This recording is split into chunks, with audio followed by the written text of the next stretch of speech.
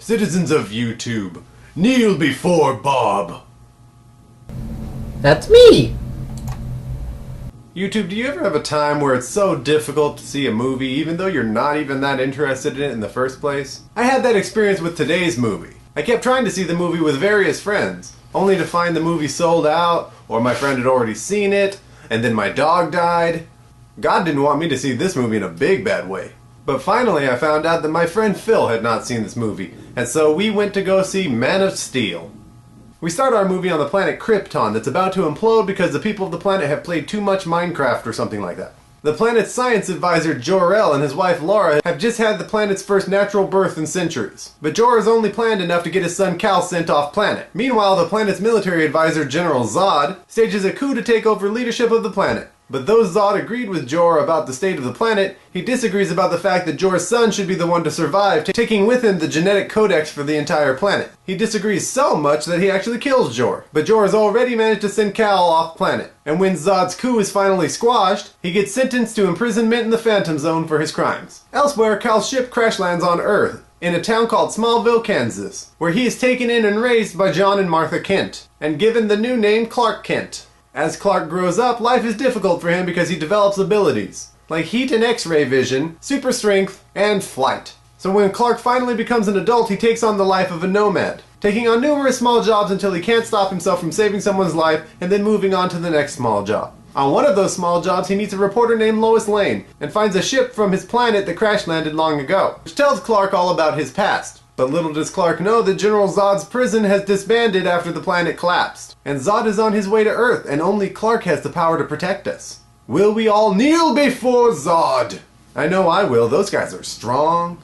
I had heard so many mixed reports about this movie I really had no idea what to expect going into it. I guess one of the biggest problems with the movie is the story, because there's absolutely nothing to surprise you here. I mean, how many times have we seen this movie before? In comic books, TV shows, other almost identical movies. They did make some changes to the movie and I appreciated most of them. For instance, there was no sign of kryptonite whatsoever in this movie. I know that kryptonite is kind of a staple of Superman movies, but it's also kind of a crutch. Because almost every Superman movie can be boiled down to, there's a big problem but Superman can handle it. Oh no, there's a shiny green rock. Superman sacks up and takes care of it anyway. And though I appreciated that kryptonite was not in this movie, they still got kinda close to it. Because they did the whole Kryptonian atmosphere that weakens Superman thing, which is kinda like kryptonite, it just doesn't have the green rock. And that made me wonder how much of a bummer this would be to all the future Superman movies that can't use that crutch anymore. I mean, they could always use the Kryptonian atmosphere in the future movies, but that's not nearly as portable as the green rock is. I mean, it was generated in this movie by a giant terraforming world engine. Of course, it's not like it works that well anyway, because all Superman has to do is take the situation a little more seriously, and then fly up the alien ship's butthole like Randy Quaid in Independence Day. Hello, boys! I'm back! I can't think of a whole lot to say about the visual effects of the movie. They look so good that you'll actually believe that a man can fly, unless you have some basic concept of how movies work. But you know, the flying created a problem for me in one part. Because around the first time he took flight in the movie, there was a voiceover about how he had to take a leap of faith. He can fly and he's invulnerable. That's not a leap of faith.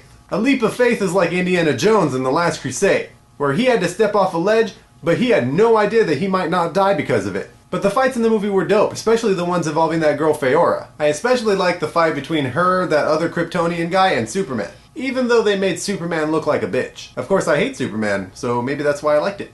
I had no problems with the performances in this movie. They were all pretty great.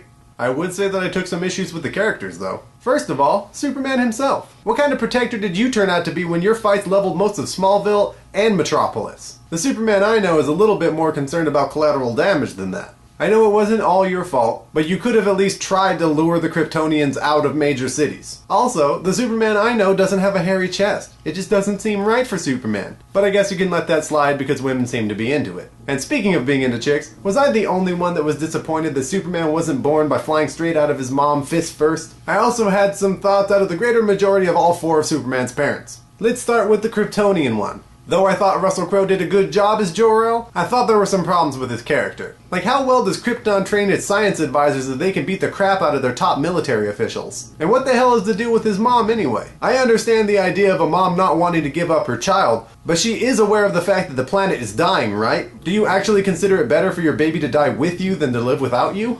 You're a shitty mom. And Superman's adopted parents weren't much better. I've seen many different versions of Superman, but I don't remember any of those stories showing the Kents telling Superman that he can sometimes let people die as long as it meant keeping his secret. And Jonathan Kent was spectacularly stupid. This is going to be kind of a spoiler, but Jonathan Kent actually dies by telling his son and wife to wait under the overpass while he runs back into the tornado to save the family dog. Hey Jonathan, your son is Superman! Not only could he have survived the situation, but it would have been not much more difficult for him than it is for us to walk in front of an oscillating fan. And if you're so worried about him keeping his secret, well, he's super fast too. He probably could have zipped in, grabbed the dog, and been back before anyone could have blinked. But I guess you're right, because dying in a tornado is the best way to die. That's how I intend to go. In closing, Man of Steel really had nothing to offer by way of story that we haven't already seen before. But it did make up for it with its striking visuals, its decent action, and some great performances. And when all that stuff got smashed together, I still found the movie very entertaining. So I'm going to recommend that you guys go see it in theaters, or on DVD if this video comes out too late. So that's all for today's video. Don't forget to like and comment on this video and subscribe to my channel. And I'm happy to say that some people actually commented on the last video, but I'm not going to start reviewing the comments again until they happen with more consistency. So be sure to leave one today. So that's all for this week. My name is Robert, and Man of Steel has just been reviewed. Bum, ba, ba, ba, ba, ba, ba.